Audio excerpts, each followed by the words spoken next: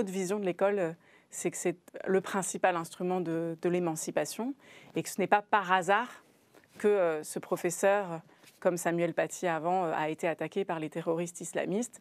Ce n'est par hasard si c'est l'école qui est touchée, c'est parce que c'est justement celle qui permet aux citoyens, citoyennes d'être émancipés et qui permet à des jeunes en devenir de devenir ces citoyens. On peut prendre soin de notre école. Et ce qu'on a constaté là, au moment des hommages, quand on s'est déplacé dans les lycées, et puis quand on entend des échos des syndicats enseignants aussi, c'est l'état de détresse absolue du corps enseignant, qui voit s'ajouter là un effroi, une sidération terrible à un malaise qui est déjà profond, qu'on a pu constater d'ailleurs à l'Assemblée nationale lorsque l'intersyndicale représentative de l'enseignement scolaire était présente.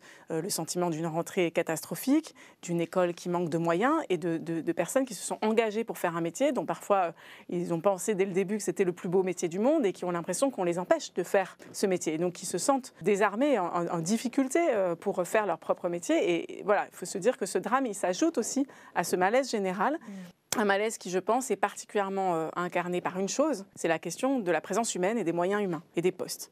Donc vous voyez, après cette émission, moi je vais retourner à l'Assemblée et en commission, on va étudier le budget pour l'école qui est proposé par Gabriel Attal. Et bien là, on va avoir une forme de dissonance cognitive, c'est-à-dire qu'on a des messages de soutien absolu à l'école, mais on a des chiffres qui sont effrayants. Vous avez 1709 postes supprimés dans le premier degré, 484 postes supprimés dans le second degré, et c'est après des années, on avait eu 7900 postes supprimés ces 5 dernières années, alors qu'on voit qu'on a des classes qui se retrouvent sans prof, on a des élèves démunis et des professeurs qui eux-mêmes disent qu'il y a ce besoin d'humain. On a aussi besoin absolument de médecine scolaire, on n'arrête pas de lancer l'alerte, et le budget n'est pas du tout à la hauteur en la matière. Il faut savoir qu'aujourd'hui, vous n'avez pas du tout un médecin ou même une infirmière scolaire dans tous les établissements, et encore moins de psy. Donc on a besoin de cet humain dans l'école. L'école, d'une certaine façon, s'est déshumanisée ces dernières années, s'est dévalorisée avec aussi les dévalorisations salariales.